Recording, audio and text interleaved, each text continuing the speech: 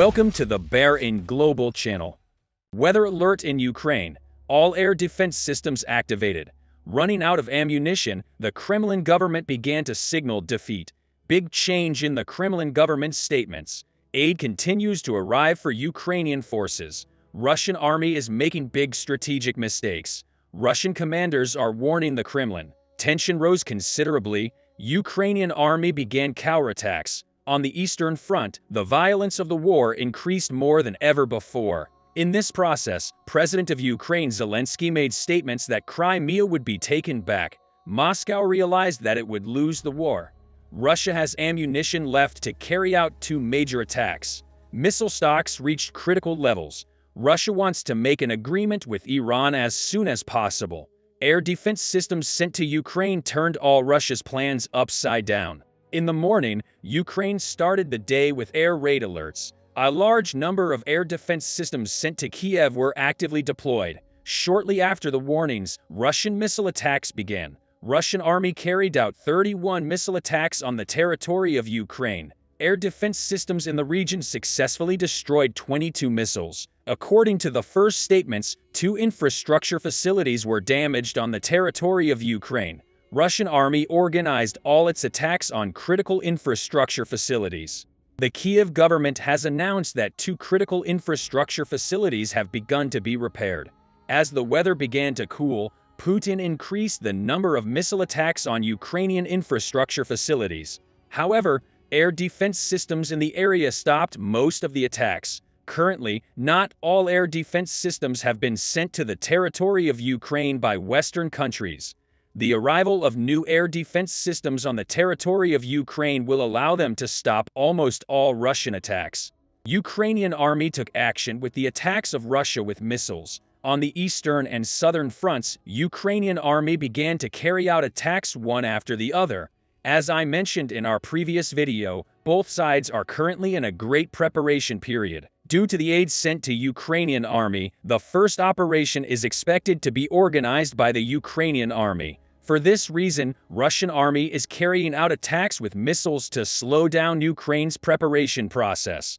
During this period, the number of Ukrainian soldiers increased significantly. In addition, shipments continue unabated. The Ukrainian army is expected to target the southern front first, because the complete loss of the south by the Russians will both lower the morale of the Russian soldiers in the east, and the Crimea will directly be the target of Ukrainian army. In addition, clearing the southern front from the Russians will make Ukraine quite comfortable in terms of trade. The Russian army, which is disconnected from the south, will also be weakened in terms of logistics on the eastern front. In addition, if Ukraine carries out an operation in Crimea, the Russian army, which has a shortage of experienced soldiers, will have to send its troops on the eastern front to Crimea.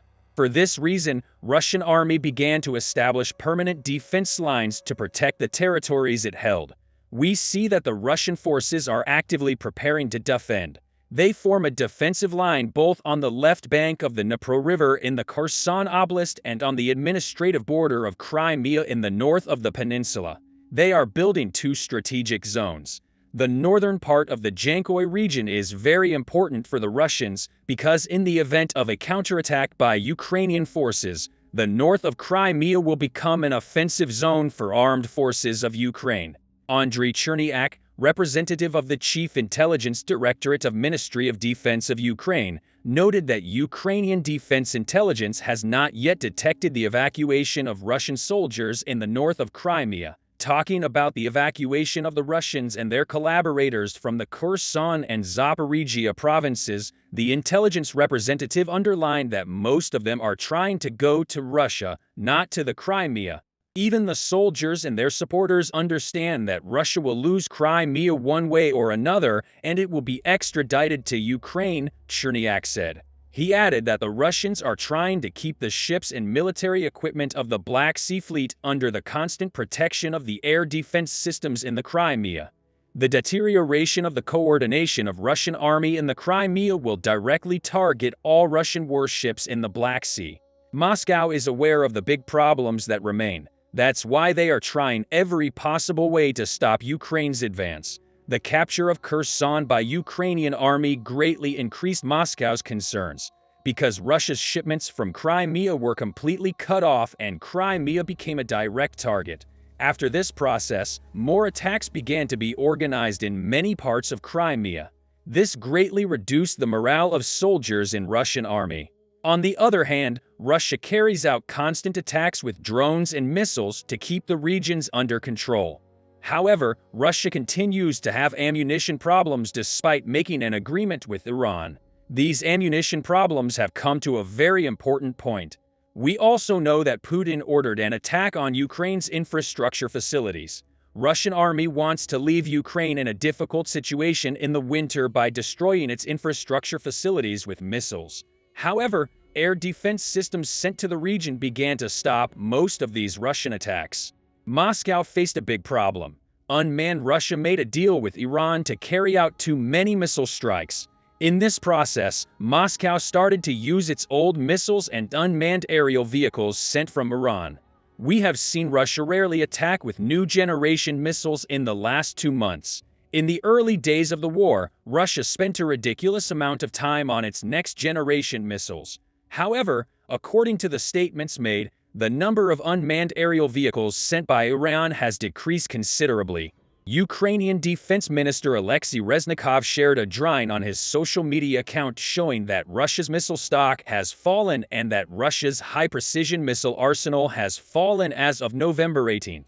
Russia's missile inventory was quite strong. But this missile arsenal has 3 biggest enemies. These were Ukrainian air defense systems, inept Russian missile forces. At the time of sanctions, expressions were used. Russia probably designed its drone campaign to make up for the serious lack of cruise missiles. However, trade between Moscow and Tehran failed. British Ministry of Defense announced that most of the launched UAVs were neutralized. No drone attacks have been reported to the public since November 17, 2022. Russia has probably almost exhausted its existing stock. Experts think that Russia is currently taking action to purchase new drones. Instead of producing new missiles, Russia has in the process. It is thought that Moscow will buy unmanned aerial vehicles from Iran.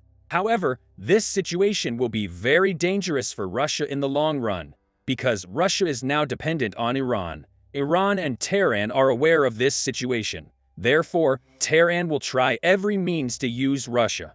Russia could have controlled Iran before the war. However, with the start of the war, Moscow became dependent on Tehran. In addition, Russian commanders warned the Kremlin. With a huge shortage of ammunition in Russia, Putin still orders attacks with missiles. However, this situation will expose Russia to a very big problem in a very short time. On the other hand, Russia's illegal attacks began to affect the surrounding countries. Damage to infrastructure facilities has caused power outages in countries around Ukraine. Moldovan Deputy Prime Minister and Foreign Minister Nicu Popescu announced that Russia's attacks on Ukraine's infrastructure caused widespread power outages in Moldova. Minister Popescu said Russia's attacks on Ukraine's energy infrastructure have again left Moldova in the dark. There are major power outages across the country, including Chisinau and the Moldovan Ministry of Foreign Affairs building. I ordered the Russian ambassador to be summoned to testify, he said. Tension in the region rose considerably. We have come to the end of another video. We will continue to convey the events that took place in the coming hours to you quickly and accurately. We continue to report the events impartially to you. You can like the videos to support us. You can also subscribe to the channel to make it easier to follow new videos. I wish you all happy days. See you.